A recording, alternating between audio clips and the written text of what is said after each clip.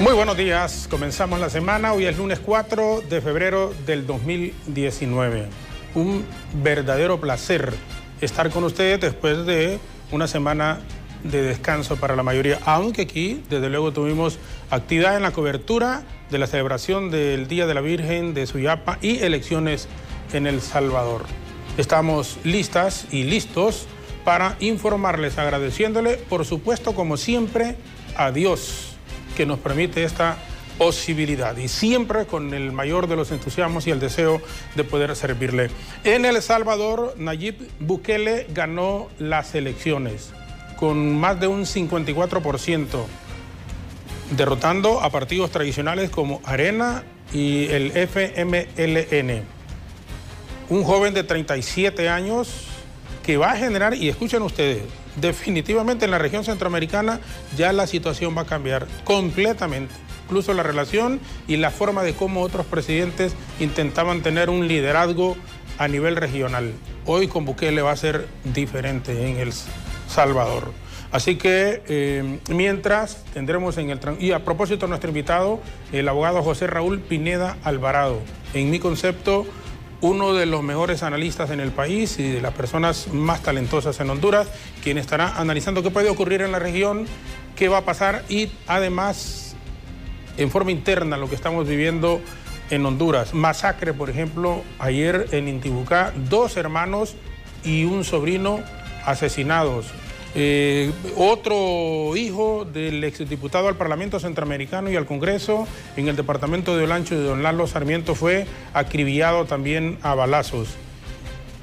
Y bueno, todas estas cosas están ocurriendo mientras les decimos a ustedes, no nos desanimemos, sintámonos agradecidos con Dios que nos ha dado la vida y luchemos siempre por alcanzar nuestros objetivos. Bienvenidas y bienvenidos, estamos listos. Saludo a Jenny Ochoa y Alejandra Rivera, como es habitual. Estimadísimas compañeras, muy buenos días. Buenos días, Joer Zelaya. Muy buenos días a todo el pueblo hondureño. Bienvenidos a BTV Noticias Matutino. Les saluda Jenny Ochoa. Inmediatamente saluda a Alejandra Rivera. ¿Cómo estás? Buenos días, Jenny. Muy buenos días, Jorge Zelaya. Y muy buenos días a todo el pueblo hondureño que desde temprano se levantan con nosotros para poderse informar de todo lo que ha acontecido a nivel nacional e internacional. De inmediato le recuerdo nuestra frecuencia de radio si usted va saliendo de su hogar. 92.5 FM aquí en la zona centro y 95.7 en la zona norte del país, como también nuestra página en Facebook Live. Síganos como BTV Somos Todos Honduras, comparta ese enlace y también déjenos sus comentarios. Estamos listos con toda la información. Así es, pasamos en este momento con el licenciado Jorge Zelaya. Gracias, Jenny, gracias, Alejandra. Comenzamos en este momento una verdadera fiesta y de fe, sobre todo amor por la Madre de Jesús, representada por la Virgencita de Suyapa. Se vivió este fin de semana en la capital de la República, en donde miles de peregrinos de tierra adentro, especialmente autoridades de gobierno y sociedad en términos generales, se unieron para celebrar el 272 aniversario del hallazgo de la patrona de Honduras. Fervor y fe, miles de hondureños visitaron la Basílica Menor Nuestra Señora de Suyapa en conmemoración al aniversario de la Madre de los hondureños. Personas provenientes de diferentes partes del país se arrodillaban y rezaban frente a ella para pedir su intercesión ante Jesús. La Eucaristía solemne en honor a su hallazgo fue presidida por su eminencia el cardenal Óscar Andrés Rodríguez, quien en su homilía reconoció la voluntad de la Madre de Jesús para seguir el mandato de Dios. Desde ese momento la fe de María recibe una nueva luz. Se concentra en Jesús, el Hijo de Dios que se hizo carne en ella y en quien se cumplen las promesas de toda la historia de la salvación. La fe de María es el cumplimiento de la fe del pueblo de Israel. Asimismo, el arzobispo de Tegucigalpa recalcó la fuente que movía a la Virgen María en su advocación de Suyapa, afirmando que esta era el amor. En nosotros, en nuestra propia vida, para guiarnos a su Hijo. María siempre vivió inmersa en el misterio de Dios hecho hombre, como su primera y perfecta discípula, meditando cada cosa en su corazón a la luz del Espíritu Santo. recordó a los hondureños a ser pobres y humildes en espíritu para poder gozar de felicidad. El corazón de María es un corazón pobre para ser plenamente misionero. La total dependencia de María de las manos de Dios nos enseña cómo ser pobre y tener corazón de pobre. Más de 1 millón de hondureños entraban y salían de la Basílica de Suyapa, unos para dar gracias, otros para pedir y muchos para poder pagar un favor recibido por la morenita de Suyapa. Con imágenes de Brian Ramírez para BTV Noticias, les informó Efer Guevara. La Catedral de San Pedro Apóstol resultó insuficiente para albergar a cientos de feligreses que festejaron con gozo y con alegría a la Virgen de Suyapa.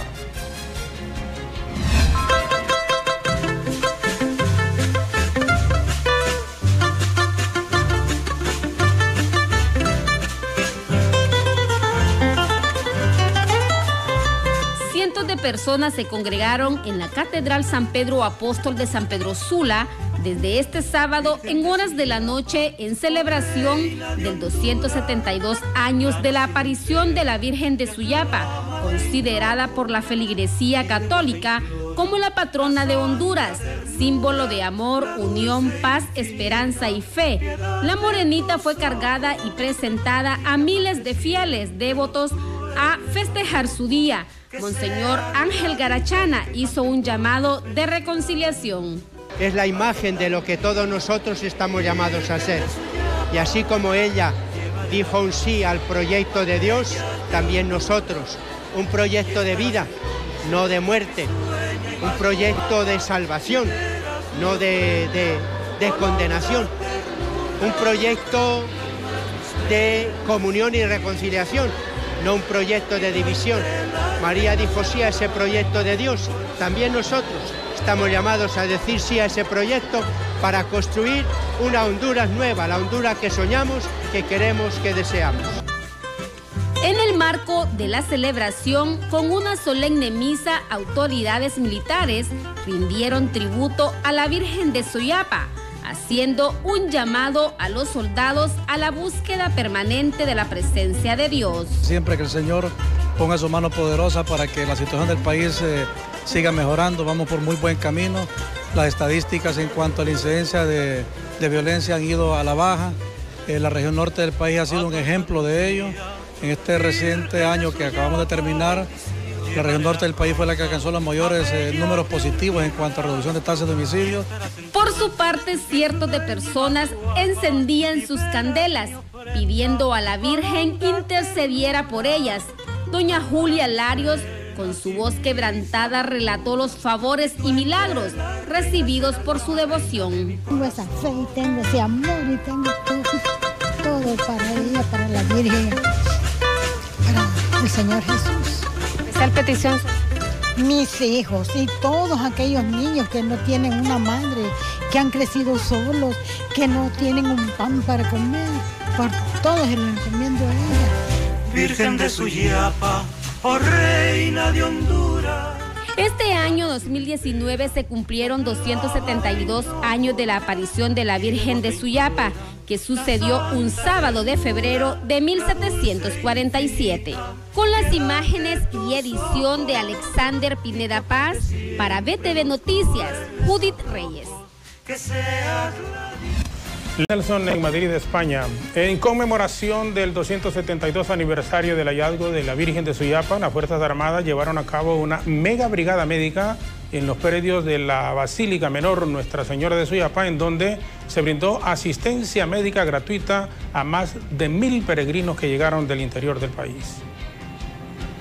Esta es una tradición que ha tenido las Fuerzas Armadas, apoyar las actividades de la Capitanía General de las Fuerzas Armadas, Nuestra Virgen de Suyapa, y esta no es la excepción. Este programa de acción cívica militar, por muchos años las Fuerzas Armadas han venido realizando esta actividad para traer salud, para traer bienestar, alegría y asesoramiento a todo nuestro pueblo hondureño. El año pasado se realizaron alrededor de 140 operaciones de acción cívica militar, en los cuales se le dio atención a aproximadamente un poco más de 1 millón de personas. Este año también está la programación para poder alcanzar y superar esa meta. Y para nosotros, las Fuerzas Armadas, es una alegría estar aquí con nuestro pueblo, apoyándolo y dándole salud. Miembros de diferentes cuerpos de socorro se unieron para brindar también asistencia a miles de ciudadanos que llegaron hasta la Basílica Menor para ser partícipes de la fiesta en honor a la Virgen de Suyapá. Debido a la masiva afluencia de personas en el 272 aniversario de la Virgen de Suyapá, los diferentes cuerpos de seguridad y socorro de Honduras estuvieron prestos a brindar la atención y el resguardo a los hondureños que visitaban la basílica. El tema de la seguridad fue el eje central en esta celebración. Se encuentra brindando seguridad desde mediados del mes de enero en este sector de Suyapá con motivo de la celebración de un aniversario más del hallazgo de la patrona de Honduras y capitana general de nuestras Fuerzas Armadas. En estos últimos días hemos fortalecido la presencia por parte de la Policía Militar del Orden Público, del Ejército, Fuerza Aérea, Fuerza Naval, Policía Nacional y Fuerza Nacional de Maras y Pandillas.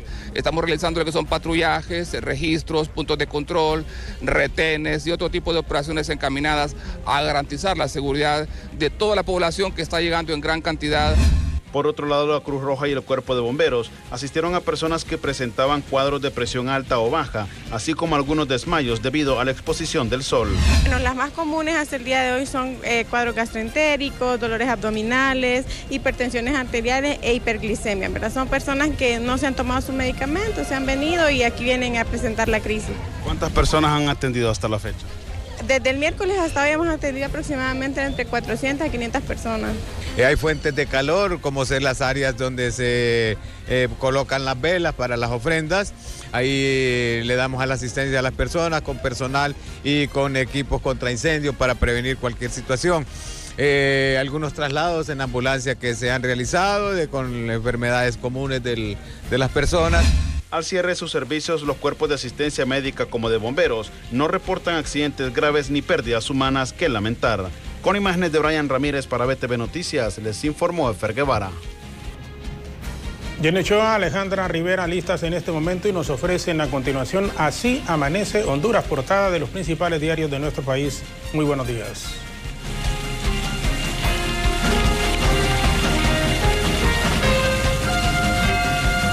En este momento le damos lectura a las primeras planas de los diarios que circulan en nuestro país. En nuestra sección Así Amanece Honduras, de inmediato iniciamos dándole lectura al primer diario de esta mañana, La Tribuna, que nos dice en su portada principal: preparan requerimiento a expresidente por presunto desvío de bono 10,000. Matan segundo hijo de Lalo Sarmiento, pero también 2 hermanos y sobrinos se matan en pelea por tierras. Cardenal clama por Venezuela, Nicaragua y los migrantes. Esto nos dice Diario La Tribuna. En este momento pasamos al Heraldo en su titular principal: abandonados centros regionales de la Universidad Nacional de Agricultura. Cancelan visa a 9 diputados acusados en el caso Arca Abierta. Al frente, Bukele se proclama nuevo presidente de El Salvador. En temas de sucesos, matan a otro de los Sarmiento en Olancho. Desde el celular se podrán emitir actas de nacimiento. El Fondo Monetario Internacional, arreglar en él, liberará fondos contra la pobreza. En sucesos, asesinan a reconocido chef sanpedrano. La iglesia llama a vencer el odio. Esto nos está diciendo el Heraldo. Rápidamente damos lectura al siguiente diario de esta mañana, El País, y se destaca en su portada principal: buscan castigo para morbosos sin rienda, pero también borrachos por tierra se matan hermanos y sobrino. Comisionado muere en brutal choque. Choloma ultiman a 2 hombres y caen sospechosos. En Olancho matan a hijo del exdiputado Lalo Sarmiento, pero también Ramiro, un héroe en el metro de Nueva York. Esto nos dice Diario El País. La prensa en su portada: de chef era cadáver lanzado en calle de San Pedro Sula. Muere en accidente de tránsito jefe nacional de antisecuestros. Ultiman a otro hijo de exdiputado del Parlacén en Olancho. Y el titular que resalta en esta mañana la prensa: Nayib Bukele, electo nuevo presidente de El Salvador. En Estados Unidos enviará 3.750 soldados para blindar frontera con México. Además, caravana de migrantes cambian de ruta para evadir Tijuana. 2.2 millones de alumnos inician clases este día. Estados Unidos cancela visas a implicados en Arca Abierta. Hondureños rinden tributo a la Virgen de Suyapa. Estos son los titulares más importantes de las portadas de los medios que circulan en nuestro país. En nuestra sección Así amanece Honduras. Jorge Zelaya, con usted. Gracias, Jenny. Gracias, Alejandra, con las portadas de los diarios de nuestro país. Un fin de semana violento es el saldo de más de 5 personas muertas solo en el sector norte del país. Buenos días. A continuación le presentamos un resumen de noticias acontecidas este fin de semana en la zona norte. 2 cuerpos sin vida de 2 hombres fueron encontrados en el interior de una vivienda en construcción en el barrio Guanacaste, en la jutosa Choloma Cortés. Según testigos, varios sujetos se bajaron de un vehículo y dejaron los cuerpos tirados. Fueron identificados como Alexis Alvarado Mercado, de 28 años, mientras que la otra persona solo se le conoció como Mauricio. La policía montó un operativo para dar con los hechores de este doble crimen. Este domingo se capturó a 4 personas. Al momento de su detención se les encontró droga, teléfonos y armas. Se les supone responsable de los delitos de homicidio, portación ilegal de arma de fuego, posesión para el tráfico ilícito de drogas en perjuicio del Estado de Honduras. Serán puestos a la orden del Ministerio Público. 2 personas muertas y un herido dejó como saldo un encontronazo entre una camioneta contra una rastra. El hecho lamentable se registró la madrugada del sábado en la carretera que de Choloma conduce a Puerto Cortés, a la altura del kilómetro 60. La rastra iba saliendo de una empresa distribuidora de metal y se tomó parte de la carretera cuando una camioneta roja Forescape impactó en la parte lateral izquierda del vehículo. En la 7 calle del Boulevard Juan Pablo II, a la altura del Mercado Dandy, se registró un accidente automovilístico entre un rapidito y una camioneta. Solo se reportan daños materiales. Las cámaras de seguridad ubicadas en el semáforo determinarán quién de los 2 vehículos provocó el accidente. En la 8 calle del barrio Medina Concepción de San Pedro Sula fue encontrado el cuerpo sin vida de una persona desconocida. Según vecinos del sector, la muerte es por ingerir bebidas alcohólicas hasta altas horas de la noche. A la altura de Bijao, en Choloma Cortés, en el bulevar, murió una persona atropellada, identificada como Miguel Ángel Aguilar. El cuerpo quedó tirado en el pavimento, mientras que policías de viabilidad y transporte llegaron al lugar para acordonar el área y así esperar las autoridades de medicina forense para realizar el respectivo levantamiento. En el mismo lugar, en Bijao, fue atropellado por un vehículo donde venían 3 mujeres en estado de ebriedad. El periodista Rogelio Trejo, corresponsal en Choloma de un medio de comunicación, fue trasladado al hospital Mario Catarino Rivas, donde este domingo se le dio de alta.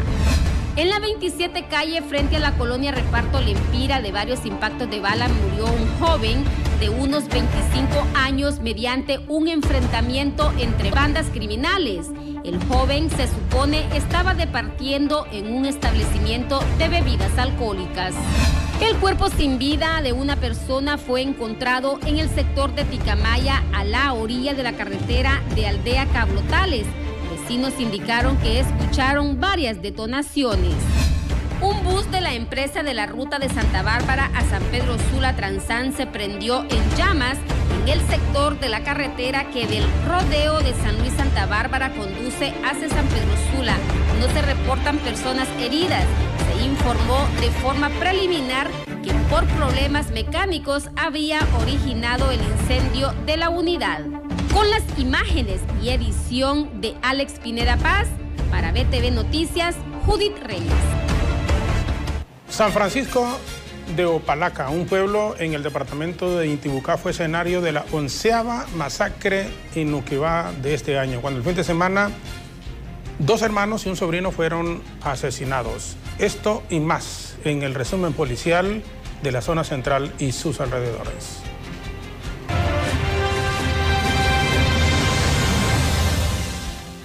Muy buenos días, televidentes de Noticias BTV. Los hechos noticiosos más importantes suscitados durante el fin de semana, la noche de ayer y madrugada de hoy en la ciudad capital se detallan a continuación. Con un hacha asesinan a 3 personas. Este fin de semana en la aldea Aguacaliente, Intibucá, al occidente de Honduras, el hecho se convierte en la 11ª masacre en lo que va del presente año en el país. Hasta el día de hoy se registran 35 muertes por masacre en lo que respecta a múltiples muertes y 10 masacres se registran solo en el mes de enero, dejando una escalada de muertes sin precedentes. Las víctimas de esta fatídica 11ª masacre respondían a los nombres de Evelio Sánchez, Cornelio Sánchez y Fruderman Sánchez. Según los familiares, la muerte de estas personas se debió a la disputa de unas tierras. Otra masacre que sacude de nuevo al país. Capturan a sexagenario por suponerlo responsable de violación especial en contra de una menor. El hecho se registró en Ciguatepeque en el mes de septiembre. Desde esa fecha, las autoridades de la DPI, Didapol y agentes de la Policía Nacional se dieron a la tarea de identificar al agresor de la menor. El supuesto agresor realizó actos constitutivos de abuso sexual contra la menor de 13 años de nombre Angelina Martínez, que luego del abuso resultó embarazada, por lo cual se le dio el seguimiento y posterior captura, luego de la denuncia por parte de familiares. Otra familia hondureña se debate entre la zozobra y la incertidumbre al desconocer el paradero de sus 2 hijos que desaparecieron desde hace unos días en el departamento de Choluteca. El hecho se registró en horas de la mañana cuando los menores desaparecieron de su hogar y, según la versión de algunos testigos, una mujer llegó al lugar donde jugaban los menores y se los llevó con engaños. Los hermanitos desaparecidos son gemelos y responden a los nombres de Christopher Bustillo y Alberto Bustillo. Sus padres esperan que las autoridades policiales puedan ayudar a encontrarlos, ya que son una familia de escasos recursos. En la comunidad de Las Tapias Mateo Francisco Morazán se encontraron los restos de un individuo del sexo masculino que presentaba signos de tortura, desmembramiento de extremidades y cuyos restos fueron depositados en varios costales y bolsas plásticas. Hasta el cierre de esta emisión se desconocía el nombre de esta persona, que fue trasladada a la morgue capitalina para su posterior autopsia y reconocimiento dactilar. Lo lamentable de estos hechos criminales que se registran en el país es la falta de investigación que impide conocer a los autores de estos crímenes. Agentes de la Policía Nacional realizaron este fin de semana la captura de una estructura criminal dedicada a la falsificación de documentos públicos en la colonia San Miguel, luego de una investigación de varias semanas. En la acción policial se decomisaron varias computadoras, sellos de hule, licencias de conducir, dispositivos de memoria, constancias de antecedentes penales y policiales, así como papel sellado. La estructura criminal se dedicaba a la falsificación de constancias de antecedentes penales y policiales, así como otro tipo de documentos legales. 3 personas heridas y una asesinada es el saldo que deja un atentado contra la humanidad de un joven de unos 27 años de edad, esto en la colonia Quesada de la ciudad capital. Los hechores llegaron hasta el lugar donde el hoy occiso y su familia llegaban a visitar a un pariente. Los vecinos del sector mencionaron a Noticias BTV que estas personas no eran de la zona y les parecía curioso que llegasen hasta ese sector a dar muerte al joven de unos 27 años de edad, quien se desconoce su identidad. En otro hecho ocurrido en la misma zona, se registró un supuesto secuestro de una o varias personas, pero en la colonia La Era de esta capital, dejando un vehículo cruzado en plena vía pública. Según la versión que manejan las autoridades policiales, se trataría de un supuesto secuestro express. Hasta aquí el resumen de hechos policiales más importantes que se registraron durante el fin de semana en la zona central del país. Con cámaras de Said García, para BTV Noticias, César Euseda. 7 de la mañana con 27 minutos, la primera pausa. Quédese con nosotros, como les hemos indicado, ya está aquí el abogado José Raúl Pineda Alvarado, con quien vamos a conversar ampliamente sobre la realidad nacional, lo que pasó en El Salvador. Hay un nuevo presidente, no fue necesaria una segunda vuelta, y todo el panorama político que gira en torno a la situación del país. Vamos a la pausa, regresamos en un momento.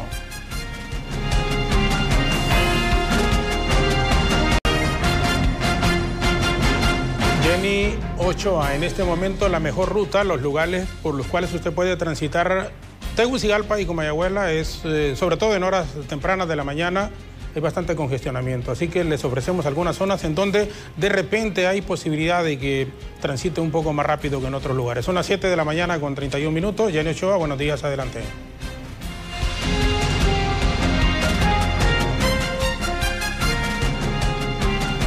Efectivamente, Jorge Zelaya, en este momento le damos a los televidentes los lugares por donde no tienen que transitar porque hay congestionamiento de vehículos. Mire, como usted puede observar en la pantalla de su televisor, en este momento en el Boulevard Suyapa está totalmente despejado, a pesar que los alumnos ya iniciaron clases, pero miramos que está totalmente libre el lugar en esa zona. Pero si usted se dirige en este momento por el Hospital María a unirse al anillo periférico, sí encontrará congestionamientos de vehículos de los 13, de los 14 kilómetros por hora, pero como usted puede observar, cerca de la Villa Olímpica está totalmente despejado. También por este extremo en el Boulevard La Hacienda está totalmente libre. El Boulevard La Florencia Sur también está totalmente despejado en este momento. El anillo periférico, el lato de en medio. Pero eso sí, para todas las personas que se dirigen por el Aeropuerto Internacional Toncontín, sí hay congestionamiento de vehículos en esa zona. Déjeme decirle que el tráfico está entre los 53 a los 9 kilómetros por hora.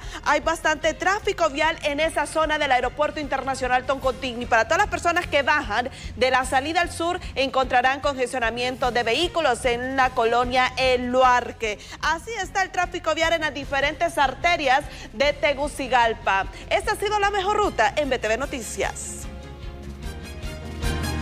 Jenny, la mejor ruta. Vamos en este momento a ofrecerles un rápido resumen de noticias. La comunidad venezolana residente en el país realizó una manifestación la mañana del fin de semana para apoyar a Juan Guaidó, autoproclamado presidente de Venezuela. Decenas de sudamericanos se apostaron frente a la embajada en solidaridad con miles de venezolanos que realizan protestas en favor y en contra de Nicolás Maduro en diferentes partes del mundo. Además, la oposición hondureña también llegó a esa sede para demostrar su apoyo al presidente Maduro. La razón para estar aquí el día de hoy es que estamos apoyando rotundamente al presidente interino Juan Guaidó, luego de que el pasado 23 de enero asumió competencias ejecutivas en el marco de nuestra Constitución. Y además de eso, estamos aquí de fiesta, felices, contentos, porque el gobierno de Honduras ha sido uno de los gobiernos democráticos en el mundo que ha reconocido a uno de los encargados nominados por el presidente Juan Guaidó para cumplir funciones como embajador en Venezuela. Entonces estamos de fiesta, estamos de júbilo y estamos muy contentos por eso. ¿Esto es algo histórico en este país de América del Sur? Mira, es una situación histórica, única, inédita. Venezuela es el único país que tiene 2 asambleas nacionales, 2 tribunales de Suprema Justicia, un presidente usurpador, un pueblo de rodillas sin medicina y sin comida. Indignada se encuentra la exdirectora de Medicina Forense, la doctora Yulisa Villanueva, quien asegura las autoridades del Ministerio Público no han valorado su trabajo. Y que ahora, mientras he tenido que regresarme de Estados Unidos porque no tengo aún los documentos en orden y tampoco los soportes financieros para poder estar en Estados Unidos, he regresado a las oficinas del Ministerio Público a que me den un poco de explicación, ahora ya no pueda ni siquiera ingresar ahí. Eso es una pena. Consideran que ahora soy una visitante.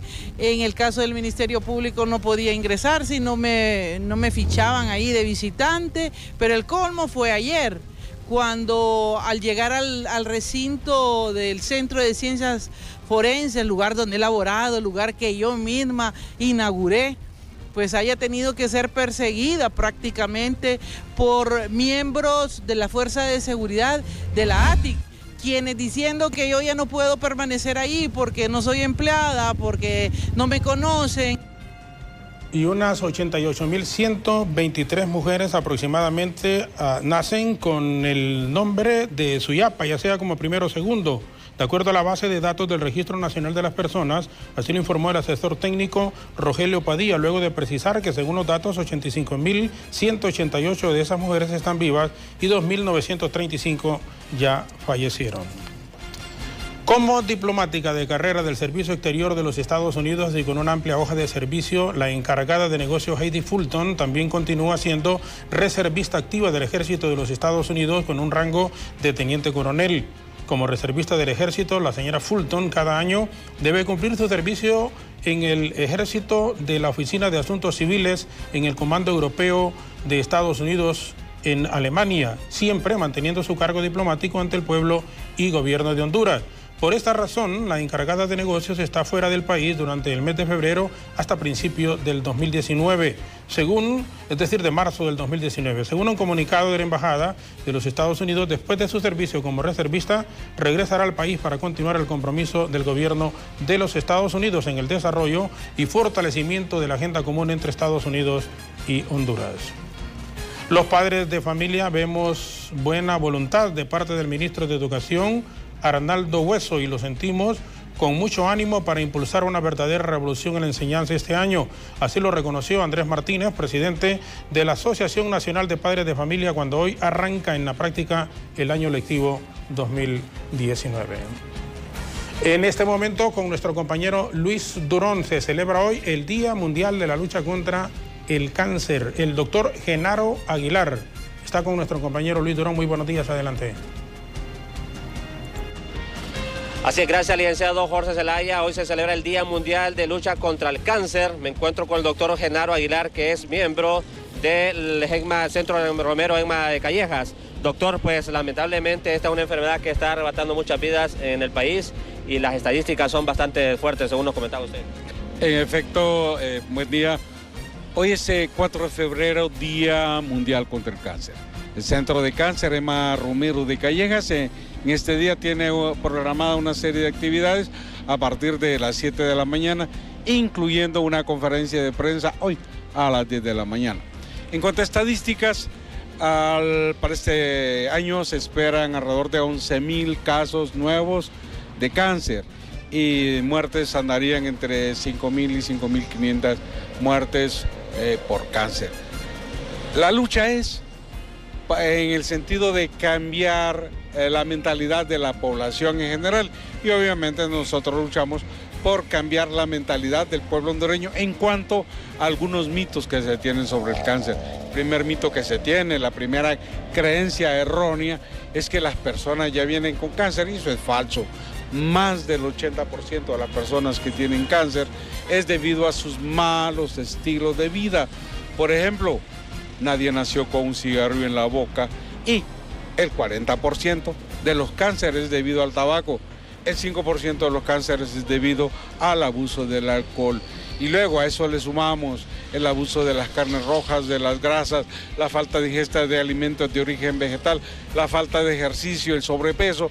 Eso nos lleva a que si evitamos todo lo que acabo de decir, más del 50% de los cánceres a futuro desaparecerían. Entonces estamos creando conciencia. Primero, entre más sabemos de cáncer, menos temor tenemos a la enfermedad. Entre más sabemos de cáncer, eliminamos esos dos grandes mitos. El primer mito es creer que ya se viene con cáncer, totalmente falso. Y el segundo es que si se tiene cáncer se va a morir, también es falso. Porque las personas que tienen cáncer se curan siempre y cuando se detecte a tiempo. Y detectarlo a tiempo, volvemos a la educación. Para el caso, el cáncer del cuello de la matriz se puede detectar hasta 10 años antes de que aparezca. ¿Cómo? A través de una prueba de citología. El cáncer de mama se puede detectar hasta 5 años y medio antes de que aparezca. ¿Cómo? A través de una mamografía. Y el cáncer de próstata lo podemos detectar a tiempo a través del PSA, que es una prueba que se hace en sangre, y a través del tacto rectal. Gracias, doctor Genaro Aguilar. Ya han escuchado ustedes, pues lamentablemente bastante elevadas las estadísticas de casos de cáncer que se estarían dando en el país. Con esto retorno nuevamente al estudio. Bien, gracias Luis y al doctor Aguilar. Vamos a una brevísima pausa. Regresamos ya aquí con el abogado José Raúl Pineda Alvarado. Quédense con nosotros por seguirnos a través del Facebook en nuestra señal BTV Somos Todos. Les agradecemos enormemente. Además, en la zona central, si va saliendo de su casa a las actividades del día, Le invitamos a que nos escuche a través de la 92.5 en FM y en el sector norte del país a través de la 95.7. Una brevísima pausa, quédese con nosotros y regresamos en un momento con nuestro invitado en la mañana de hoy.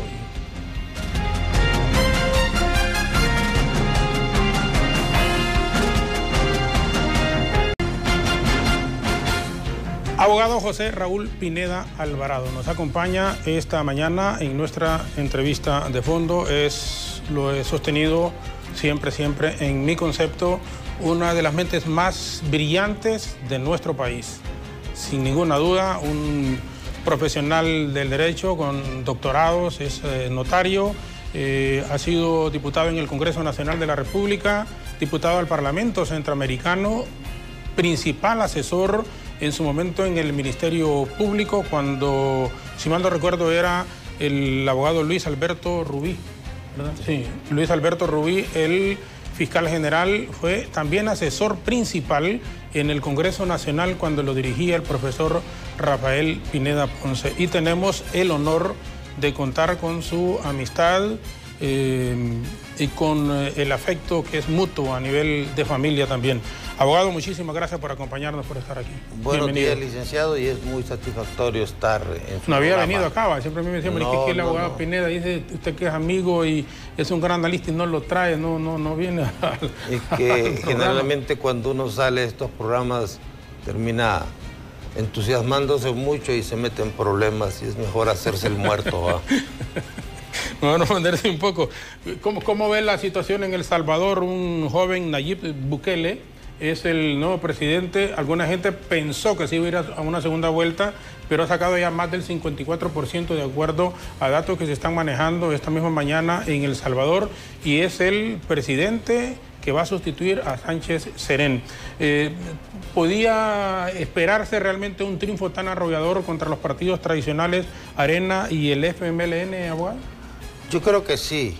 En algún momento inclusive esta cuestión de las encuestas, que es la demoscopía, daba un margen más elevado al señor Bukele. Y El Salvador nos da lecciones interesantes que ojalá sean valoradas por la clase política de nuestro país. Uno es que no estamos aislados, es decir, la tragedia, la catástrofe, el deterioro que están llevando los movimientos de izquierda en América se reflejaron en El Salvador, así como la derecha triunfa en Chile, triunfa en Colombia, en Brasil, con personajes que generalmente no son políticos de profesión, el político que históricamente conocemos, así pasó en El Salvador. El Farabundo Martí no llegó ni a la segunda posición, es decir, la derecha sacó 3 veces más votos que lo que sacó el Frente y se quedó más de 20 puntos atrás de un candidato que aparentemente no tiene ninguna propuesta ideológica y que tiene 2 características particulares muy especiales. Uno, es un mercadólogo que viene del Farabundo Martí, de donde fue expulsado. Y segundo, es el rey de los troles, que llaman. El trole en las redes sociales es el tipo bromista, el tipo provocador. Y en base a eso, el hombre toma a la Gran Alianza por la Unidad y la transforma. Le cambia el color naranja que tenía como un símbolo y lo convierte en una especie de azul celeste. Y hace un planteamiento que francamente lo vemos como un planteamiento de derecha, el Estado, la familia, una serie de situaciones que, a pesar de que él dice que su corazón está en la izquierda, su propuesta gubernamental es centro-derecha. Encuentra que la gente está desencantada de la democracia, del modelo democrático. Si no le da trabajo, si no le da seguridad, no le interesa a la sociedad, y por eso contra lo que se había previsto de una elección masiva, apenas 4 de cada 10 salvadoreños fueron a votar. Y esto genera otro fenómeno que es al que deberíamos llegar en Honduras, el fenómeno de la integración. Si usted mira en Honduras, la diferencia entre Juan Orlando Hernández y Salvador Narrala es de 56,000 votos. Es una cantidad muy pequeña. Pero a Salvador Narrala no le dieron ninguna participación en el gobierno cuando, desde el punto de vista político y también desde el punto de vista de la equidad, debió haber tenido una cuota de participación en el gobierno y tenga la seguridad que la situación política de Honduras sería diferente. Así como El Salvador se polarizó, Honduras está más polarizado que en El Salvador. Entonces, lo que pasó en El Salvador y que ya es historia, en Honduras estamos por pasarlo. ¿Cuál es la idea entonces? Primero, socarle las tuercas al sistema y hacer una democracia funcional, una democracia que dé dignidad, que dé trabajo, que combata la corrupción y que ofrezca seguridad en un modelo integrador. Es decir, para mí es absolutamente absurdo que independientemente de si los resultados electorales fueron correctos o no en Honduras, no se le ha dado ninguna participación en el gobierno a alguien que tiene la legitimidad de la representatividad y de haber casi ganado la elección. Bueno, pero aquí Narrala no quiere, él o es presidente o es nada. Pero yo le aseguro que al ingeniero Narrala le ofrecen 3, 4 ministerios o le hubiesen ofrecido, no los agarra. Seguramente, pero por lo menos de la gente de él pudiera esperarse otra respuesta. Lo único es que hay que pensar no en una visión facciosa. Lo que más daño le ha hecho a Honduras ahorita es la corrupción y esa visión facciosa en un modelo perverso. No es posible que una elección en Honduras le cueste, la última costó solo de fondos estatales 2.300 millones de lempiras, cuando en el hospital escuela se carece hasta de hipodérmicas y no es cuestión de que eso se ha superado. Todavía la semana pasada un enfermo me decía, yo tengo que comprar las hipodérmicas, me han llevado 4 veces al quirófano y no me han podido operar porque faltó el anestesista, porque faltan los insumos. Entonces, 2.300 millones solo gastados un día de elección en un país pobre es inadmisible. Entonces, hoy usted tiene que ver en El Salvador un modelo de justicia electoral, de administración electoral, que debe ser tomado en cuenta. Es decir, a partir del martes, a partir de mañana empieza el conteo oficial. Pero usted ya sabe quién ganó en El Salvador. Y nadie está cuestionando ese triunfo. Y ese país hoy amaneció trabajando con un equilibrio de poderes, porque Bukele no va a tener el control del Congreso, lo que lo obliga a negociar, lo que lo obliga a dar participación. Y en Honduras el problema es que el que gana lo quiere todo y quiere repartirse el gobierno como los carniceros se reparten las piezas de una res. ¿Para qué?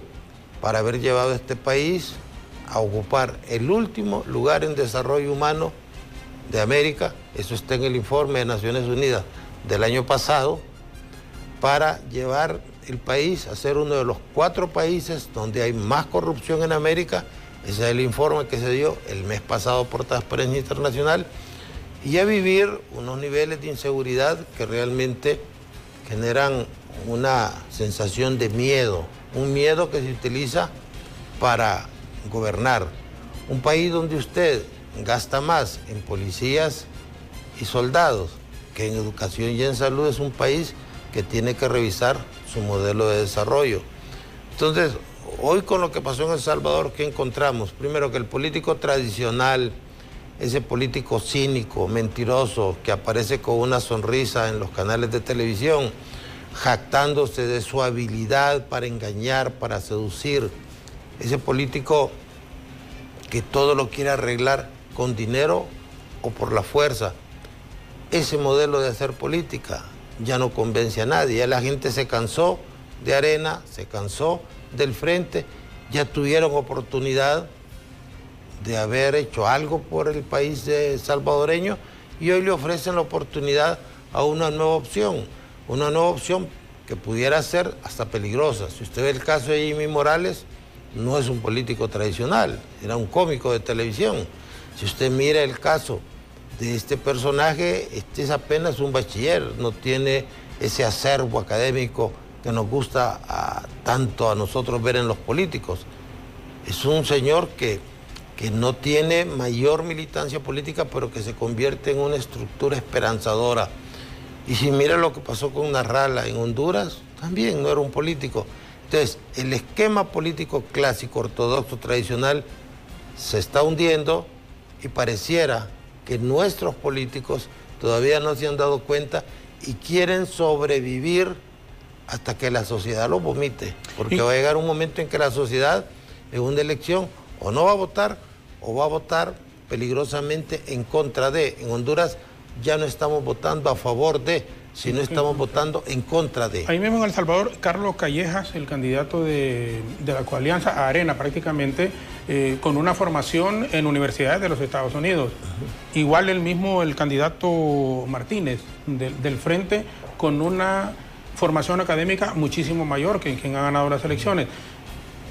¿Va a cambiar en su concepto la relación en la región centroamericana y particularmente con lo del Triángulo, Guatemala, Honduras, El Salvador, con la llegada de Bukele, tomando en cuenta que con Sánchez Serén, el presidente salvadoreño, había una excelente relación? Pero hay gente que cree que con este muchacho de presidente Nayib Bukele va a ser totalmente diferente la relación. Yo creo que una cosa es el candidato y otra cosa es el presidente. Cuando usted mira el gobierno de Sánchez Serén, que apareció en las portadas de los periódicos de Estados Unidos quemando la bandera norteamericana cuando el 9/11, y a pesar de eso mantuvo el dólar y mantuvo una relación con los Estados Unidos, se da cuenta que eso de los cambios, eso de las ideologías es tremendamente relativo. O si mira lo que está pasando en Nicaragua, la represión de un gobierno supuestamente de izquierda es igual a la de un gobierno de derecha. Ambos violadores de derechos humanos, ambos tremendamente corruptos. Entonces, nuestros países son modestos y tenemos que ser muy pragmáticos, vivir nuestras realidades. A mí no me gusta esa actitud obsequiosa del gobierno de nuestro país frente al gobierno de Estados Unidos. Tampoco me siento orgulloso porque hay una base militar en Palmerola, aunque los cubanos la tienen en Guantánamo con todo y su discurso antiimperialista. Pero usted tiene que aceptar esas realidades. En el caso de nuestras sociedades demandan poco, porque somos sociedades extremadamente pobres y modestas. ¿Qué demandan nuestras sociedades? Un poquito más de dignidad, un poquito más de respeto a la ciudadanía. Obviamente, Honduras va a tener unos ciertos desencuentros con el gobierno de El Salvador por la actitud de Bukele frente al gobierno del presidente Hernández, al que califica producto de un fraude, al que califica como dictador. Desgraciadamente para ellos El Salvador no se puede pelear con Honduras porque el 90% de los alimentos que se consumen en El Salvador, llámese carnes, vegetales, lácteos, granos, va de Honduras. Ellos tienen ese problema. Pero nosotros tenemos el problema con la actitud de Bukele en no reconocer los derechos de Honduras en el Golfo de Fonseca. Yo creo que ahí es donde vienen problemas cotidianos. Va a visitar el presidente Hernández al presidente Bukele en su toma de posesión o va a mandar a uno de los designados, porque el discurso, el mensaje del señor Bukele respecto a Hernández es bastante fuerte, es bastante crítico. Este tipo de cosas nos ponen a pensar que en las próximas elecciones en Honduras pueden haber procesos de patología, es decir, el país no está unido. El país está viviendo una crisis económica sin precedente y se le miente mucho. Yo creo que perdón, abogado, iba a llegar. ¿Usted cree que estamos a las puertas en el país de que en el próximo proceso electoral ocurra algo similar a lo que se ha dado en este momento en El Salvador, que aparezca una persona que no haya incursionado, haciendo una forma directa en política y que de repente, aunque Bukele ha sido alcalde y 2 veces en la capital, pero podría aparecer o puede haber oportunidad para alguien que surja no del Partido Nacional, no del Partido Liberal, no de la Alianza y que pueda ganar un proceso de elecciones generales. En Honduras puede pasar cualquier cosa. Es decir, desde el hecho que la empresa privada que lo tiene en su agenda empiece a promocionar una candidatura más o menos aséptica de una buena persona que no se convierta en un enemigo de los norteamericanos, porque hoy los norteamericanos han fortalecido su influencia. Recuerde que los norteamericanos son potencia y son imperio, y que es diferente a los rusos y a los chinos. Los chinos son una potencia económica, una potencia comercial, pero no son un imperio, mientras que los norteamericanos quieren tener influencia económica y quieren tener influencia política. Es decir, y eso lo hacen con la obsequiosidad de la ciudadanía y de las autoridades hondureñas. Usted mira aquí que una junta nominadora para magistrados de la Corte Suprema anuncia y se siente orgullosa de que le fue a pedir a los gringos información acerca de quiénes de los candidatos no pueden ser magistrados. Ese es un acto vergonzoso. O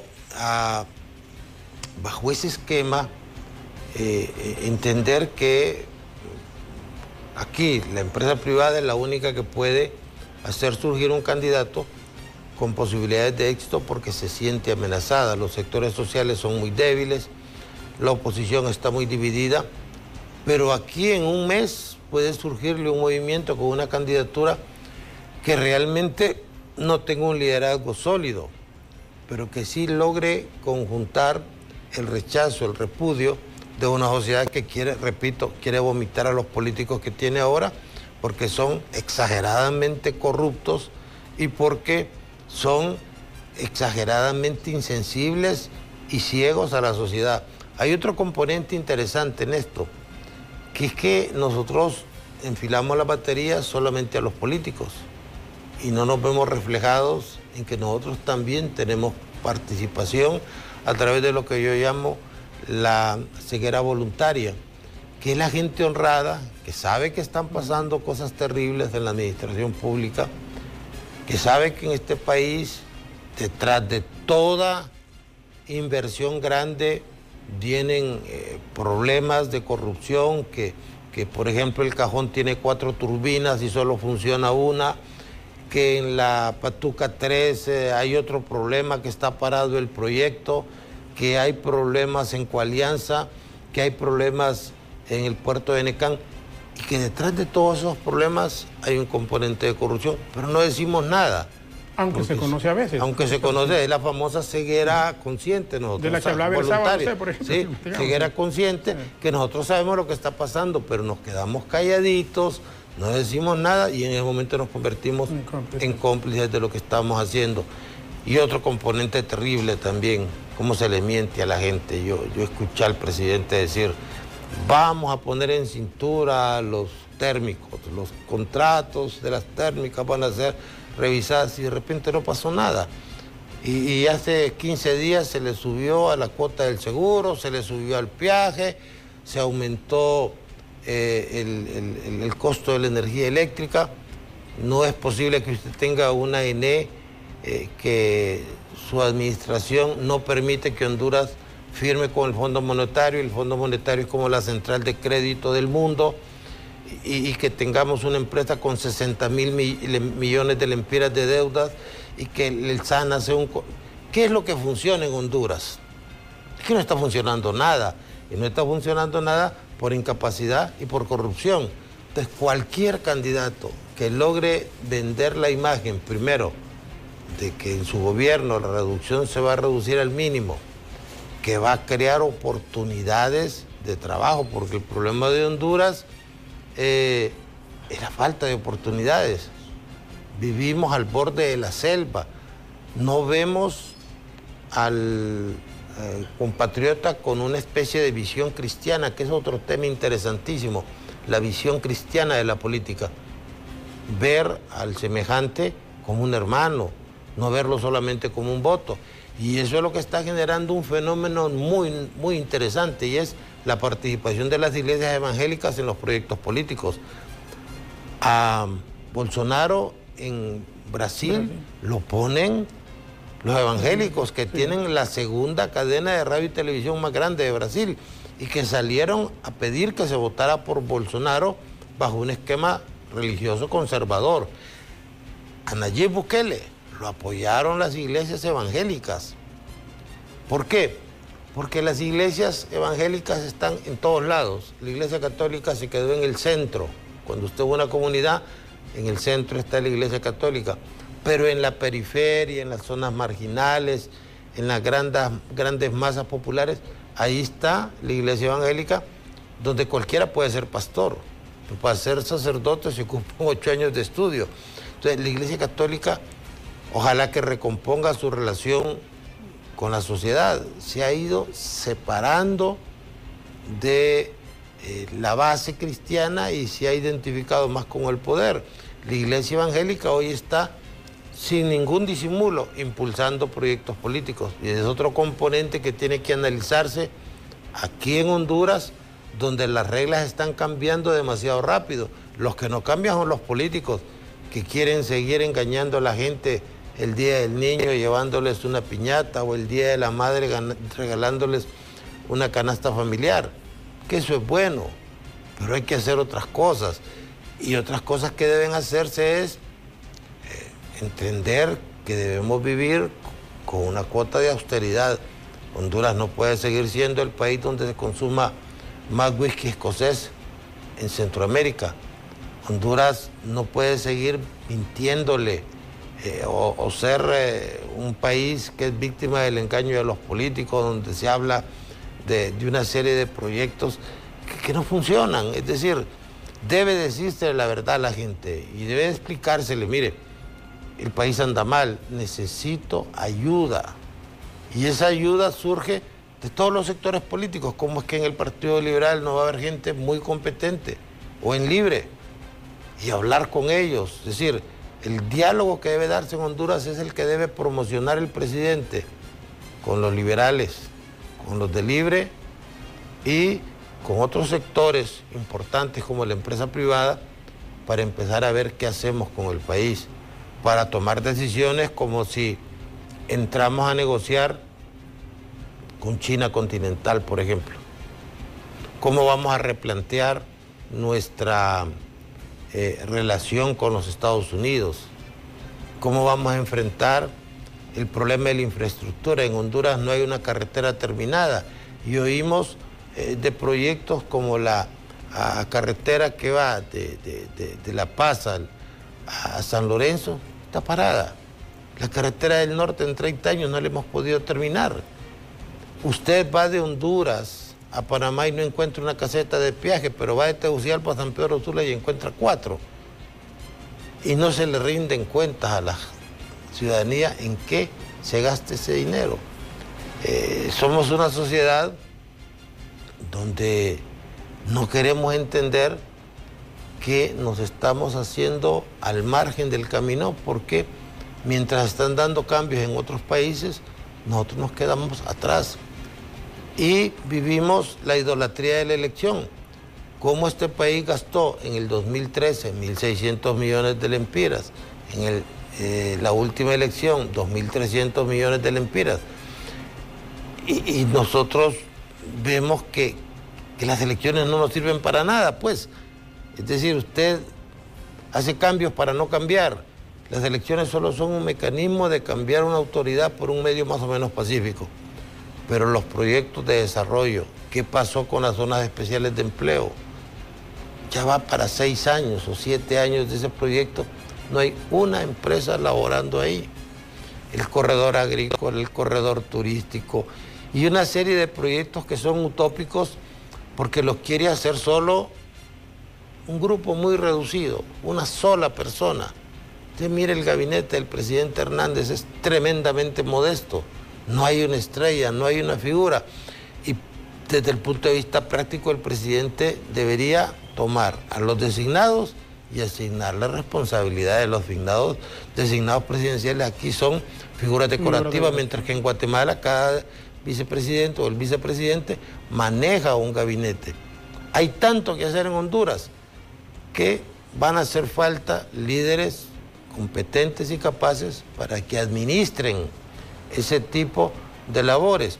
Es decir, yo siento que para eso debería iniciarse un diálogo serio, pero no un diálogo como el de Naciones Unidas. Honduras va a entrar en un conflicto y el conflicto va a empezar por la ley electoral. Estas reformas electorales que se aprobaron ahorita son buenas, pero no son polémicas, no generan ningún problema. Pero la ley electoral sí le va a generar problemas. ¿Por qué? Porque hay temas torales que van a ser objeto de separación, de disenso, de discusión, y usted necesita 86 votos.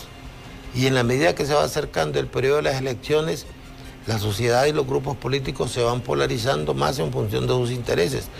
Hay un tiempo, como dice la Biblia, para hacer las cosas. Y nosotros perdimos este primer año, que debió haber sido el año de los grandes acuerdos nacionales, los perdimos porque el presidente estaba espadeando con la oposición, y vemos un presidente medio arrinconado, que ha perdido mucho, pero mucho de su credibilidad frente al pueblo. Es decir, él tiene que empezar por recomponer su imagen, puede todavía convocar un gran diálogo nacional con los que deben participar en ese diálogo nacional y hacer un tipo de concesiones para beneficio del país y para beneficio del propio gobierno, porque en la medida que todos entremos a gobernar, pues la oposición debe gobernar también, en esa medida él deja de ser blanco, porque todo el poder concentrado implica toda la responsabilidad asumida. Y no hay un hombre en ninguna parte del mundo que tenga la capacidad de gobernar él solo un país con los problemas que tiene Honduras. ¿Ya debe de aprobarse en su concepto la segunda vuelta y la reelección presidencial estos primeros meses del año? La reelección es un tema que solo le interesa a Manuel Zelaya y a Juan Orlando Hernández, por diferentes razones. Pero sí creo que es necesario ampliar el periodo presidencial. O sea, ahorita es de 4 años, llevar unos 5 o 6 años. ¿Cuál es el problema de la reelección? Que el que está en el poder no quiere ceder el poder y se vale de los recursos que le da el poder para continuar en el poder. Para continuar en el mismo. Y que el que está abajo, el que quiere llegar al poder, quiere llegar al poder a cualquier costo, si se va metiéndole fuego al país. Pero él quiere llegar al poder para ir a hacer lo mismo que hace el que quiere sustituir. El gran problema de la izquierda en América es doble, es decir, llegan al gobierno, pero no llegan al poder. Y cuando llegan al gobierno, llegan a hacer lo mismo que han criticado permanentemente. Si usted analiza todos los líderes de izquierda suramericanos, todos están acusados por corrupción, a excepción del presidente que es una otra... Sí, Mujica. Sí, Mujica. Los demás están todos comprometidos con la corrupción. ¿Qué ve usted ahora? Una izquierda decadente. Ellos dicen que es la teoría del péndulo, tienen 20.000 justificaciones, pero lo que le pasó al frente en El Salvador le puede pasar a Libre aquí. Libre ha perdido muchísimo de su masa crítica. ¿Por qué? Porque no se ha renovado en su liderazgo, porque Libre es Manuel Zelaya. Entonces Libre no se ha renovado en su liderazgo, teniendo una masa crítica muy, pero muy respetable. Es decir, pero el Libre del 2013, el Libre con fervor, el Libre que daba la impresión que podía ganar las elecciones, no es el Libre que tenemos ahora. Y se vio ahorita con los comandos insurreccionales que hubo muy poca capacidad de movilización. Entonces tienen que cambiar sus estrategias y tienen que cambiar sus liderazgos. ¿Qué requiere Honduras? Primero, una nueva ciudadanía. Una nueva ciudadanía donde la gente empiece a empoderarse de sus derechos. Es decir, una nueva ciudadanía que empiece a pedirles cuenta a sus líderes.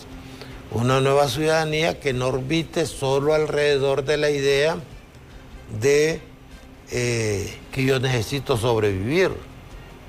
¿Qué necesitamos de los políticos? A los políticos hondureños pareciera que la inteligencia les dio la espalda. No están viendo ese tsunami de inconformidad social que ya lo tenemos encima, ¿verdad? Una incomodidad tremenda en la ciudadanía. Eso se refleja en dos cosas: en la permanente solicitud de aumento salarial y en la migración. Para ninguna de las dos situaciones estamos preparados. Es decir, damos aumentos pírricos y la gente sigue yendo a Estados Unidos y España. Somos un país que el 13% de su población está viviendo fuera del país. Y no porque quieren, sino porque van huyendo del país. Un país donde se le ha mentido a la gente diciéndole que aquí estamos teniendo altísimos logros en seguridad. Sí, pero no se le dice que hemos gastado 134.000 millones de lempiras en 4 años.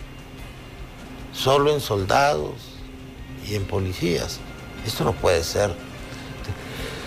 Segundo, pensar en un liderazgo. En Honduras el liderazgo se ha debilitado mucho. Aquí no hay líderes. Es decir, no hay líderes en la iglesia, no hay líderes en la comunidad social, no hay líderes en los partidos políticos. Hay gente a la que se le tiene miedo, gente a la que se respeta, pero líderes no hay. Pero el presidente, este presidente, si quiere salir bien de su mandato, debe empezar por hablar con la oposición, pero no hablar a través de intermediarios, sino un diálogo dirigido por él, convocado por él y absolutamente transparente, con una agenda que conozca a todo el mundo. Si usted mira ese diálogo de Naciones Unidas, da risa porque dicen que hubo 169 puntos de acuerdo, pero nadie los conoce. Y los acuerdos los va a entregar la delegación del Partido Nacional al Congreso, ni siquiera el de las Naciones Unidas. Esos acuerdos, por muy bien intencionados que sean, no le sirven al país. Hoy, ¿quiénes deben hablar? Pues los que deben hablar, los que tienen poder político, los que representan algo.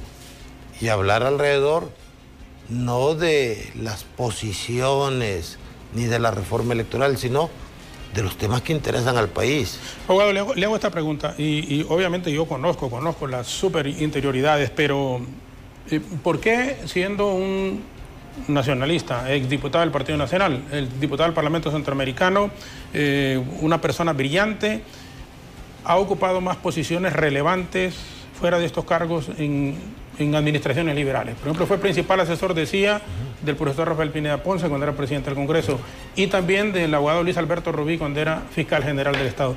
¿Por qué de los liberales sí y de los nacionalistas no? Porque el Partido Nacional tiene una característica: una disciplina y un rechazo a la disidencia. ¿Rechazo a la? A la disidencia.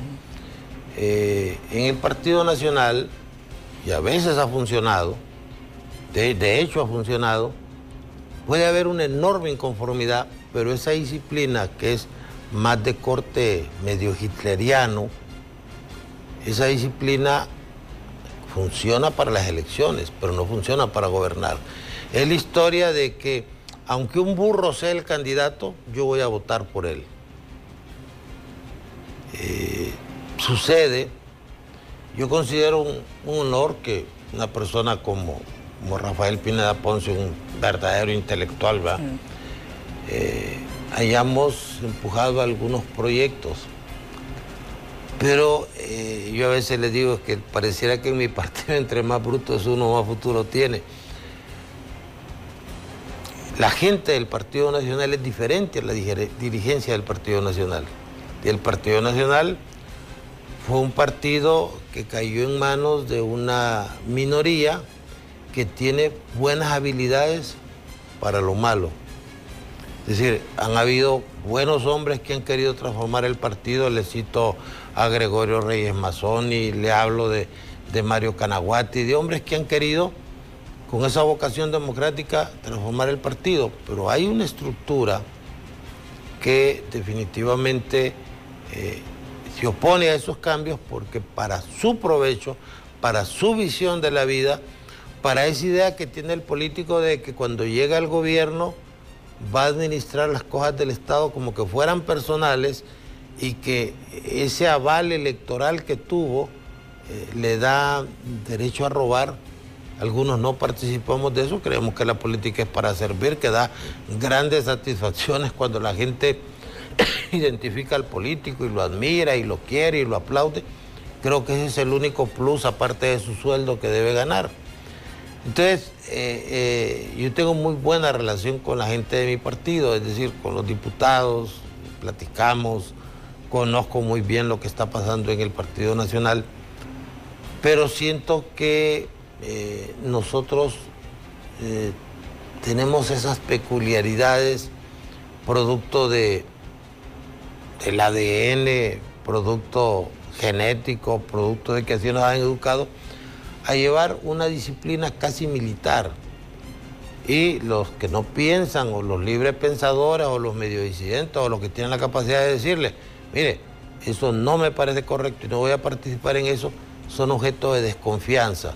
Nos toleran, probablemente nos tienen aprecio, pero son objetos de desconfianza por una gran diferencia. Los que creemos que la política sirve para servir y los que creemos que la política sirve para servirse. Usted y yo sabemos de gente que ha hecho la multiplicación, así como Cristo hizo la multiplicación de los panes y los peces.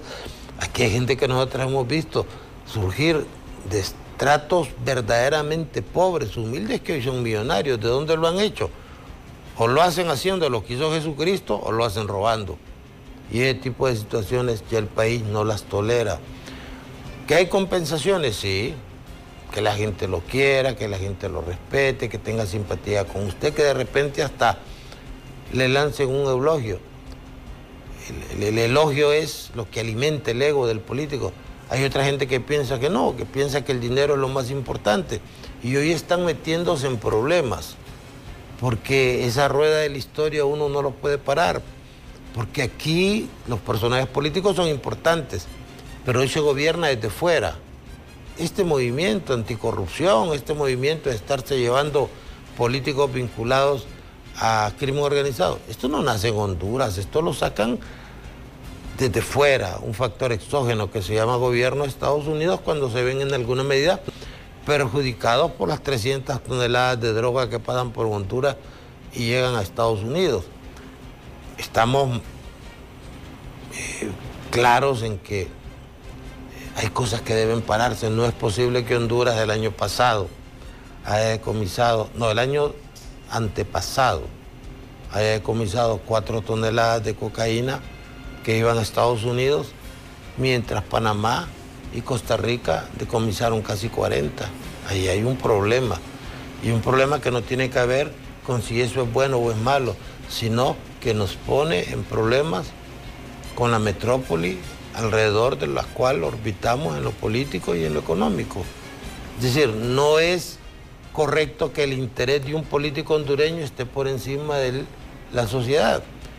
Yo sí creo que el país debe empezar a hacer una evaluación de sus recursos y decir, bueno, en el Partido Liberal hay alguien que sepa de comercialización agrícola, hay alguien que nos pueda garantizar bajos precios o que nos pueda organizar los megasupros, tiendas populares. No todo lo que hizo Chávez en Venezuela es malo. Hay unas cosas buenas. Pero ¿quién lo maneja? ¿Lo sabe alguien de Libre? Tráiganlo. Es para beneficio de todos.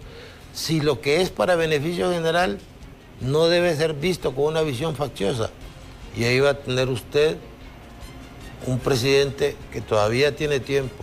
Yo sí, ante un presidente que lo miro cada día más emproblemado, que su tabla de salvación es un diálogo nacional, pero no un diálogo ecuménico donde llegue gente de facciones políticas solo a votar por la línea del presidente, porque es lo que han querido. Aquí se ha pensado dentro del Partido Nacional a veces que la gente es estúpida y que alguna gentecita que tiene 5 o 6 mil votos con el dinero que le dé el gobierno pueda sentarse en la mesa en el mismo sitio y a la par donde se pueden sentar los de Libre, donde se pueda sentar el Partido Liberal.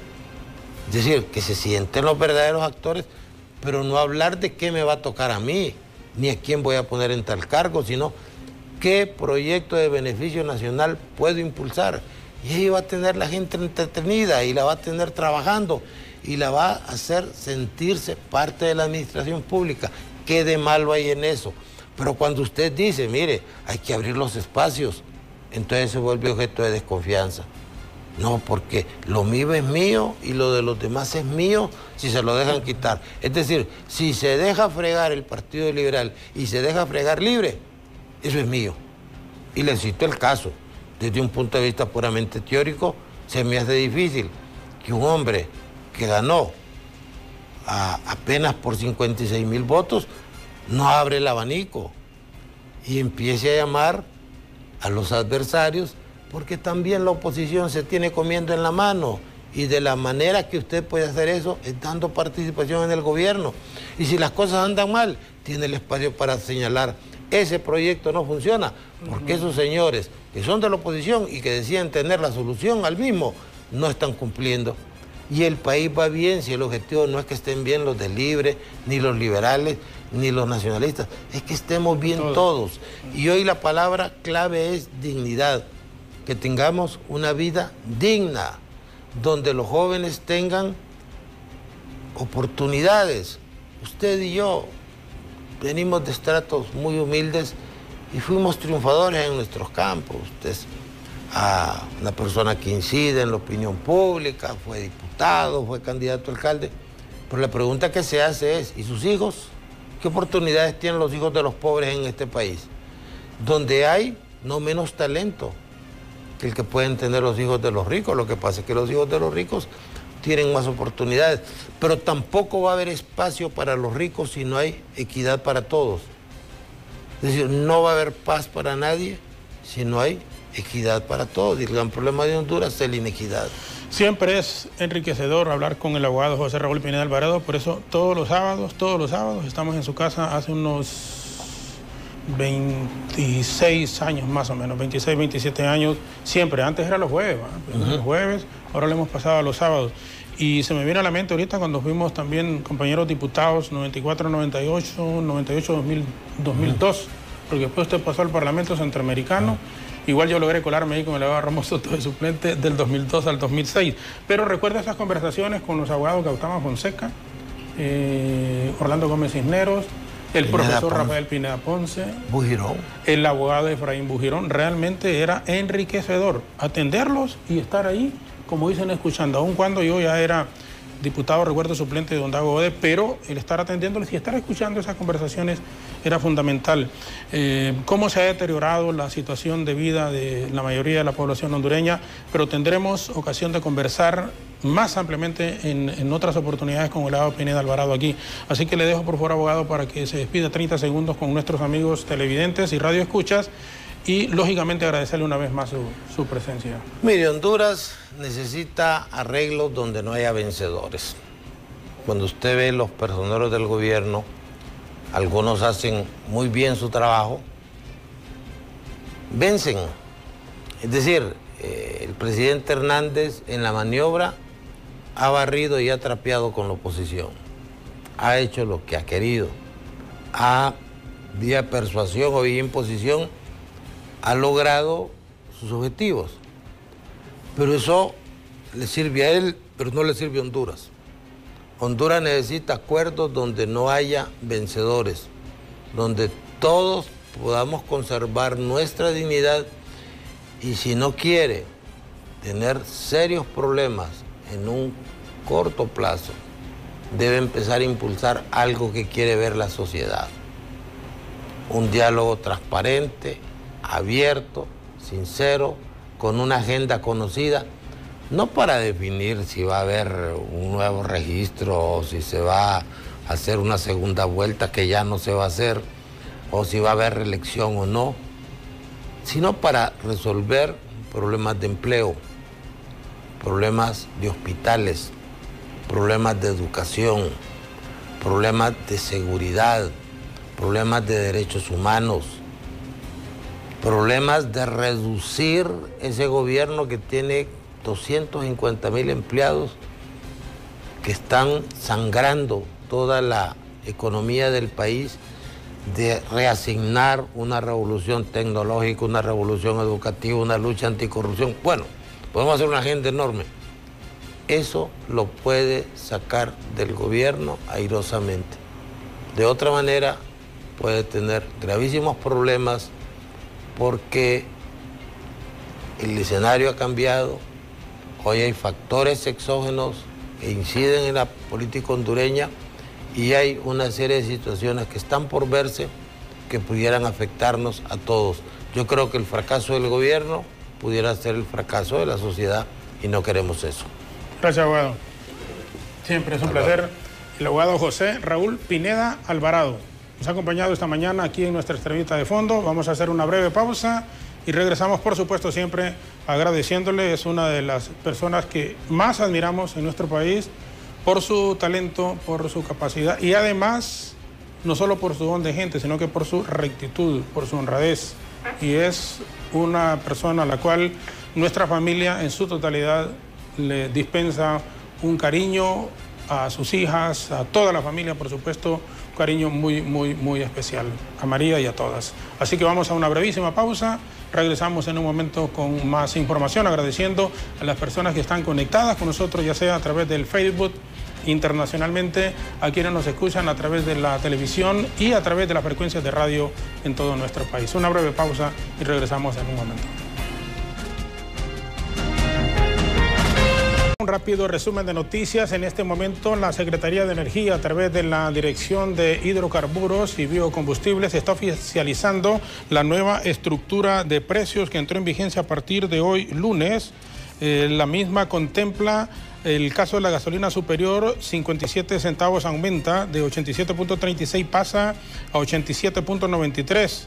En tanto, la gasolina regular aumenta 53 centavos, de 78.80 pasa a costar 79.33. El querosén varía hacia el alza en casi un lempira. De 62.79 pasa a costar 63.74 por galón. Mientras el diésel, que es el derivado de petróleo más consumido en Honduras, aumenta 98 centavos. De 77.33 pasa a costar 78.31 el galón. El gas LPG vehicular sube 36 centavos. De 41.39 pasa a costar 41.75. Para beneficiar la economía de las familias hondureñas e incentivar la industria, la Secretaría de Energía informa a la población que durante este mes de febrero se continúa manteniendo el mismo precio de gas LPG doméstico, que se oficializa la estructura de precios vigente del 1 de febrero al jueves 28 del presente mes. En Tegucigalpa, el cilindro de 25 libras del gas LPG doméstico sigue costando 278.24. Mientras tanto, en San Pedro Sula, el cilindro doméstico tiene un valor de 259.04. A propósito de esto, Merari Borjas, Luis Cárcamo, en este momento con doña Gloria Pérez, que es una de las defensoras de los consumidores. Vamos con Merari y doña Gloria. Muy buenos días, adelante con ustedes.